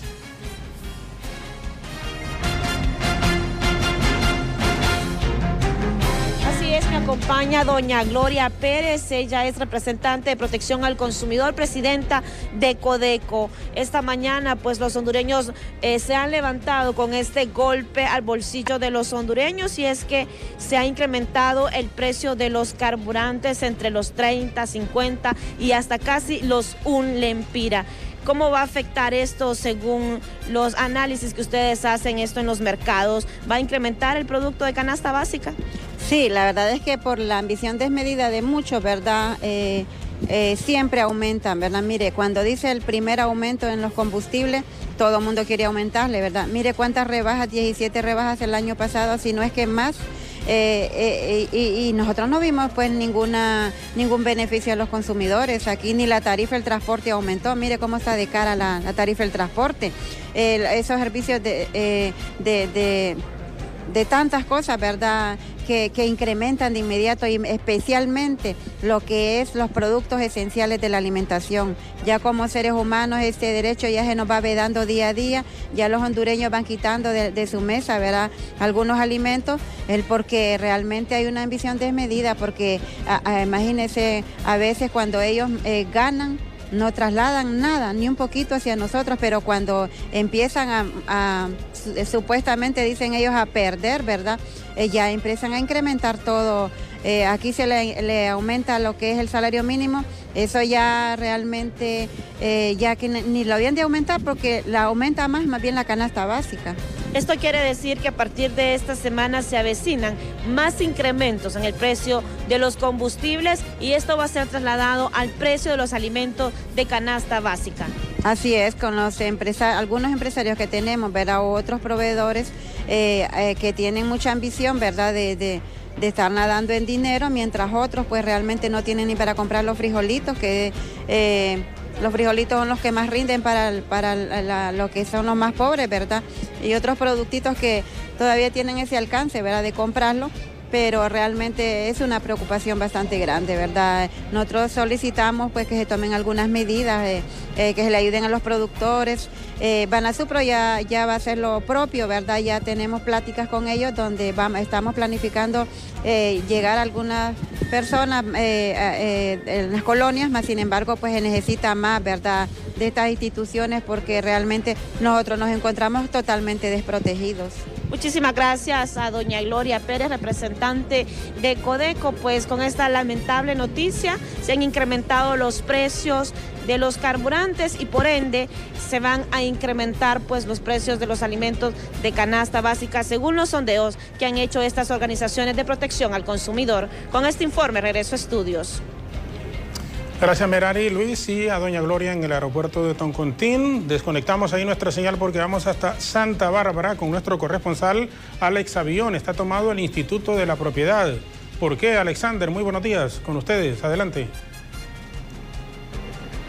Compañeros en estudio, gusto de saludarles desde el departamento de Santa Bárbara. Y es que esta mañana han amanecido tomadas las instalaciones del Instituto de la Propiedad acá en la ciudad de Santa Bárbara. ¿Por qué motivo y por qué razón? Escuchamos al abogado Vladimir Duarte, quien nos va a contar a continuación. Muchas gracias por la oportunidad. Realmente pues como capítulo de abogados y ante tanta queja, tanta preocupación de los usuarios y de nosotros como abogados, pues se convocó a una asamblea por parte de la Junta Directiva y Presidencia del capítulo, en donde se plantearon las diferentes problemáticas que existen, entre ellas la tardanza en la resolución de los documentos que ingresan, la falta, motivado esto pues por ciertas actitudes internas y también pues la más fuerte consideramos por la falta de personal.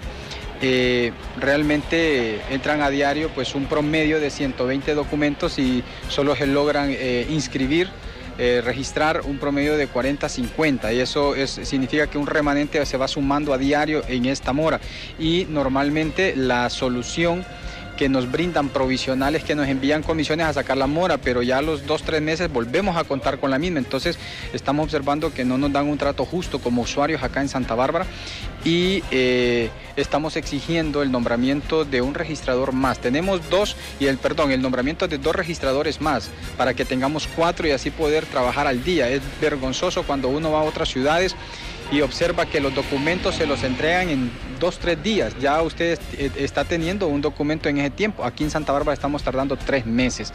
Y solamente tenemos esa suerte de que nos resuelven hasta 2-3 días cuando vienen a sacar la mora. Pero como repito, al poco tiempo volvemos con esta problemática. O sea, nos dan pan para hoy, hambre para mañana. De igual manera, el hecho de que cuando usted viene a entregar un documento acá, se tardan un promedio de 5 minutos por documento. Y solo hay una persona recibiendo y eso genera largas colas, esperas de hasta 5 o 6 horas. Aquí hay personas que han venido a estar todo el día para que le reciban un documento.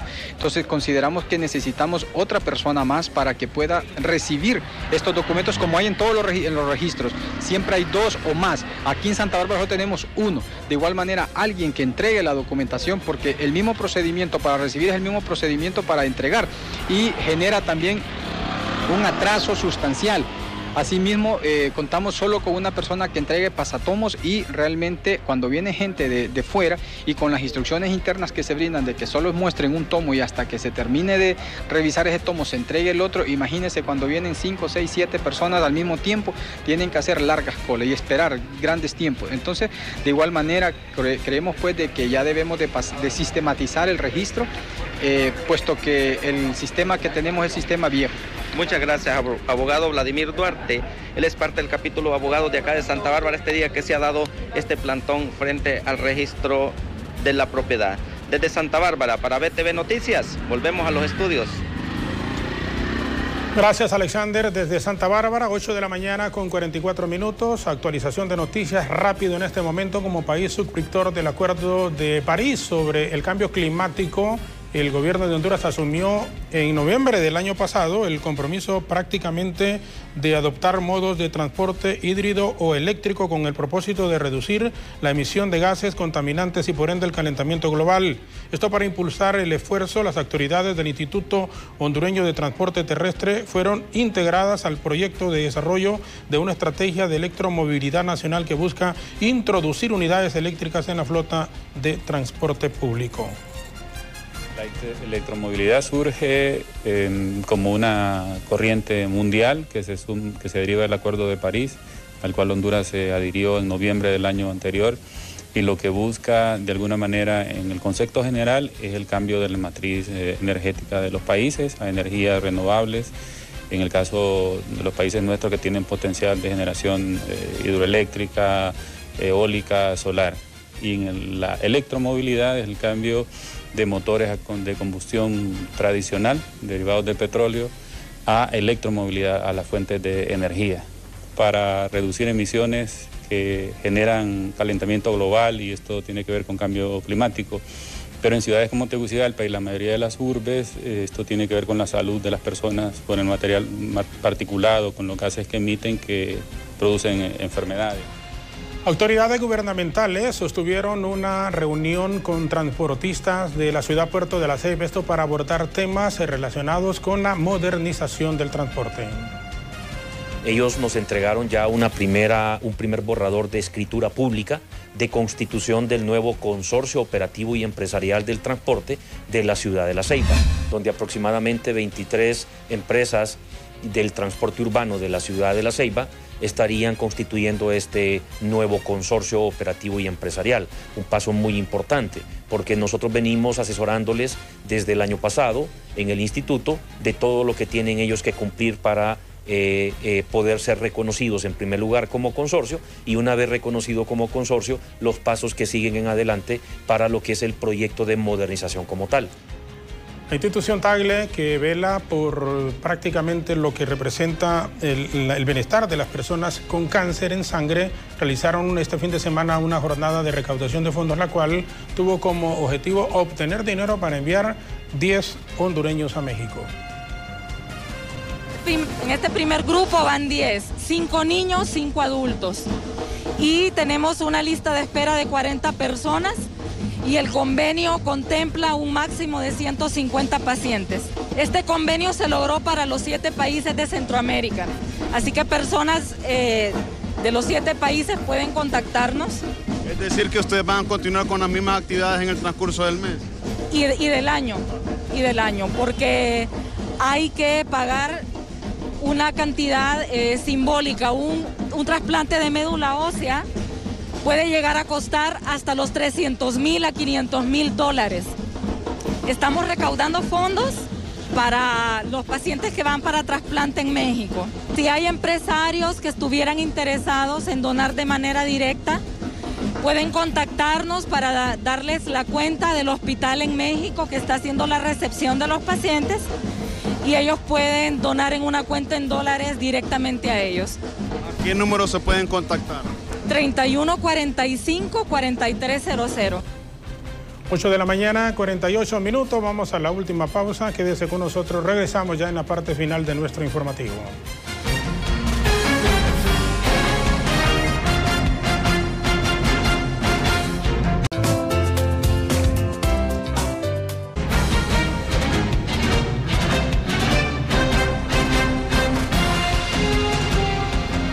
Buenas noticias el viernes en algunos centros educativos, pero hoy oficialmente comienza el año lectivo 2009 en los centros educativos públicos. Está de más y no nos cansamos de hacerle el llamado a los papás para que estén pendientes de sus hijos y vayan a preguntar periódicamente. Ahora no tienen necesidad de ir en presencia física. Anoten el teléfono de su maestra o el maestro de su hijo y de su hija y pregúntenle que cómo va. Tan sencillo como eso. Y no se complica porque hay gente que es que trabajo mucho, es que no me queda tiempo. Pero para beber sí les queda tiempo. para andar por arriba y para abajo con los amigos sí tienen tiempo, pero para preguntar por sus hijos nunca tienen tiempo, y eso es lo más valioso, eso es lo más importante. Después, a final de año también, es que esta profesora no me quería mi cipota, es que no hay maestro que no quiera, o por lo menos que de puro aire, como dice uno, utilizando un lenguaje popular, no tenga una buena relación con un niño. Y los maestros, uno se lo dice por experiencia, se alegran que los papás estén allí intentando ayudar, preguntando que cómo van sus hijos, y decirle, profe, ¿le puedo colaborar en algo? Son seres humanos también, y los maestros estudian para eso porque tienen una vocación realmente de servicio. Así que no hay excusas. El año escolar comienza, pregunte por lo menos una vez a la semana cómo va su hijo o cómo va su hija, para no sorprenderse al final de año. Marcela Herrera, en este momento Carlos Zelaya están en la escuela John F. Kennedy de la populosa colonia Kennedy, en donde se inaugura, como en todos los lugares, en la mayoría del país, las clases del 2019. Buenos días con ustedes, adelante. Qué gusto saludarles nuevamente. En este momento me encuentro en la escuela Osvaldo López Arellano de la colonia Kennedy, donde este lunes han dado inicio las labores educativas en los diferentes centros del país. Y bueno, nosotros hemos visitado este lugar para conocer cómo se comienzan a desarrollar las actividades, y en este momento me acompaña la licenciada Dilcia Madrid, quien nos brindará algunos detalles sobre esas expectativas que tienen como autoridades para este nuevo año lectivo. Muy buenos días, licenciada. Buen día, gracias a TV por darnos la oportunidad de este día tan importante para nosotros como maestros, ¿verdad? Que estamos el inicio ya de las clases con los niños. A ver, cuénteme, licenciada, ¿cuántos niños aproximadamente han sido matriculados en este 2019? Bueno, en este momento andan aproximadamente de unos 300 niños aproximadamente. Los padres de familia, ¿cómo vieron ustedes la afluencia en el tiempo de matrícula, la responsabilidad que ellos están proyectándose para este año? Bueno, pues en el periodo de matrícula han respondido los padres, ¿verdad? Porque ha incrementado la matrícula y ellos siempre están pendientes por el bienestar de los niños, ¿verdad? Ustedes como docentes, ¿qué esperan este año? ¿Que los padres de familia se involucren más en cuanto a las labores educativas que desarrollan sus niños? Claro, nosotros esperamos que este año sea mejor que el año anterior, ¿verdad? Que ellos se involucren para el bienestar de las niñas y niñas, y así podamos trabajar mejor. Bueno, muchísimas gracias. Las declaraciones de la licenciada Dilcia Madrid, que nos ha brindado esta mañana aquí en la escuela Osvaldo López Arellano. Aquí hay unos pequeños que vienen llegando. Buenos días, vamos a tratar de conversar un poquito. ¿Cuál es su nombre? Mi nombre es Axel. Axel, cuénteme, ¿a qué grado va este año? A quinto. ¿Y qué espera este año? ¿Qué quiere hacer usted acá en su escuela? Pues sacar buenas notas. ¿Ya viene feliz de iniciar un nuevo año? Sí. Bueno, muchísimas gracias. Y aquí está ella. Vamos a ver ustedes, la madre de ellos. Permítanos. La abuela, buenos días. Regálenos su nombre. Reina Isabel Núñez. Doña Reina, ¿qué espera usted este nuevo año lectivo para sus nietos? Pero lo mejor, ¿verdad? Porque el año pasado salieron bien, pero este año también vamos a luchar con ellos. Siempre. A ver, ustedes como miembros de su familia se involucran muchísimo, estar pendientes de las tareas, de la responsabilidad que deben cumplir. Sí, también ayudar a la escuela. ¿Qué mensaje le envía a los padres de familia para que se involucren muchísimo este nuevo año lectivo? Sí, yo los invito a que les ayuden a los niños, ¿verdad? Porque ellos necesitan ayuda, porque la educación son 3 elementos, ¿verdad? Los maestros, los padres de familia y los mismos niños, ¿verdad? Entonces hay que contribuir los 3 para poder obtener buenos frutos. Bueno, muchísimas gracias. Estas han sido las declaraciones de una abuelita que ha venido temprano a dejar a sus pequeños a la escuela, ya iniciando este lunes 4 de febrero las clases a nivel nacional, y esperando pues que puedan desarrollar de la mejor manera. Y ya escucharon ustedes que los padres de familia se puedan involucrar mucho más en conjunto con los maestros para que se desarrolle una mejor educación en el país. Así que con este informe y este ambiente desde la escuela Osvaldo López Arellano de la colonia Kennedy, nosotros retornamos a estudios principales. Buenos días. Gracias, Marcela. Desde la colonia Kennedy, la escuela Osvaldo López Arellano. Dirigentes agrícolas aseguran que el tema de las sequías en todo el país realmente debe de mantener alerta a las autoridades respectivas. Otras informaciones, congresistas de la oposición aseguran que mantener su postura en torno a las reformas electorales. La semana pasada varios diputados nacionalistas presentaron proyectos de ley para reformar varios temas, entre ellos la reelección presidencial, y diputados de Libertad y Refundación aseguran no estar de acuerdo en algunos puntos que se expusieron. En el paquete se incluye la ciudadanización de mesas electorales, se incluye también los diputados por distritos y la reglamentación de la reelección presidencial. En los dos primeros, la ciudadanización, nosotros nos oponemos por el mal manejo que se ha dado por parte del oficialismo, del gobierno de la República. Los diputados por distritos también tenemos reservas, pero lógicamente esos temas tendrán que ser debatidos, socializados y discutidos ampliamente a lo interno del Poder Legislativo. El otro tema, la reglamentación de la reelección presidencial. Nosotros mantenemos nuestra línea partidaria que no podemos reglamentar o participar en la reglamentación de algo que no existe. Bueno, les informamos que hace unos minutos, nos dicen aquí frente a la universidad, se dio vuelta un bus rapidito que cubre la ruta Cerro Grande, Universidad Nacional Autónoma de Honduras. ¿Hay personas heridas? No. Bueno, pero es que estos conductores de buses rapiditos, yo no sé por qué los dueños de estos transportes no les hacen ver que dejen de estar peleando ruta, que dejen de pelear ruta. Miren, hoy en la mañana, accidente aquí por el Hato de en medio, buses rapiditos involucrados.